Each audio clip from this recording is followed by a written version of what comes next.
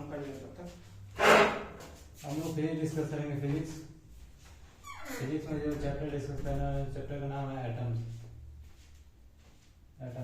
First question है The ratio of the wavelength of the last line of Balmer's and the last line of Lyman series is. ये पढ़ते हैं last line of barber series और Last line of Lyman series. Lyman series. Barber है Lyman है। बार्मर होता है Balmer होता है BAL. बार्बर होता है और लाइमन होता है। ठीक है, यहाँ n इक्वल टू 2, यहाँ n इक्वल टू 1 पूछा है, n इक्वल टू इनफाइनाइट तक।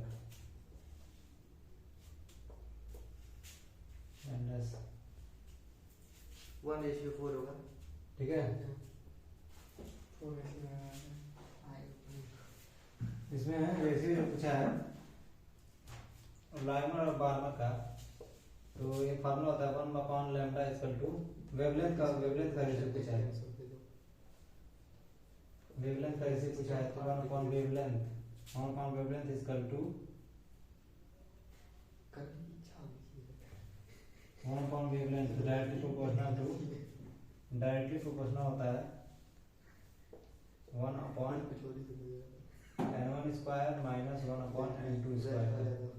ठीक है, यहाँ पे n1 और n2, ये n1 और ये n2, यहाँ पे n1 n2। ठीक है, पहले ये वेवलेंथ हम लोग निकाल लेते हैं बार्बर का। तो ये आ जाएगा 1/Δb इक्वल टू डायरेक्टली हम मान लेते हैं डायरेक्टली प्रोपोर्शनल टू, यहाँ पे लोग वैल्यू पुट करेंगे तो ये आएगा 1/4 आ जाएगा। ठीक है, उसके बाद हम लोग इसका निकालते हैं 1/λ लाइमन सीरीज का L इसका टू, इसका आ जाएगा 1/1। ठीक है, 1/1। फिर से इसका रेशियो पूछा है, इन दोनों का रेशियो निकाल लेते हैं। तो 1/λ1/1/L इसका टू 1/4/1/1। ठीक है, ये 1/4 हो जाएगा और ये हो जाएगा λ/λb इक्वल टू 1/4। लेकिन यहाँ पे λb/L का पूछा है, λb/L जो हो जाएगा ये इक्वल हो जाएगा 4/1 इक्वल टू 4। इसका रेशियो जो हो जाएगा फिर 4:1 आ जाएगा।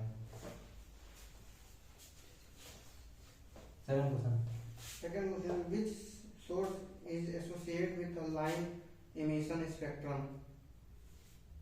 Option Electric fire, red traffic light, non-stated signal sign, non-state sign, sun. इसमें नॉन स्ट्रेट साइन होगा, non straight neon, neon straight sign, ऐसा ही है। नॉन स्ट्रेट साइन ये एनर्जी निकलता है। Third question, The life span of atomic hydrogen is. Life जो होता है हाइड्रोजन का वो होता है फ्रैक्शन ऑफ सेकंड, एक सेकंड का एक फ्रैक्शन होता है। Fourth, The energy of hydrogen atom in nth orbit is En. Then the energy in nth orbit of signally ionized helium atom will be. इसमें हाइड्रोजन का दिया हुआ है, हाइड्रोजन का एनर्जी दिया हुआ है, ये एनर्जी ऑफ हाइड्रोजन दिया हुआ है En। ठीक है, और हीलियम का पूछ रहा है क्या होगा। ठीक है, तो ये जो एनर्जी जो होता है ना डायरेक्टली प्रोपोर्शनल होता है Z²/n² के। ठीक है, तो इससे हम लोग ये दिख जा रहा है कि मतलब EH directly proportional to Z²/n² और helium hydrogen directly proportional to Z²/n²।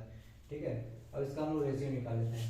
तो रेशियो निकालना तो ये कट जाएगा, ठीक है, क्योंकि nth nth पूछा है तो nth मतलब सेम है n का वैल्यू, इसलिए कट जाएगा। और ये जो आएगा EH अपॉन ई हीलियम जो आ जाएगा वो इक्वल हो जाएगा Z अपॉन Z स्क्वायर, मतलब इसका Z जो होता है हाइड्रोजन का 1 होता है, इसका जो होता है 2 होता है, तो 2 का स्क्वायर, ठीक। तो यहाँ EH का वैल्यू दिया हुआ है EN upon EHE equal to 1/4 हो जाएगा। तो एनर्जी हो जाएगा जो हीलियम का वो 4En हो जाएगा, 4En ठीक हो गया। फिफ्थ क्वेश्चन, फिफ्थ क्वेश्चन है maximum frequency of emission is obtained from the transition.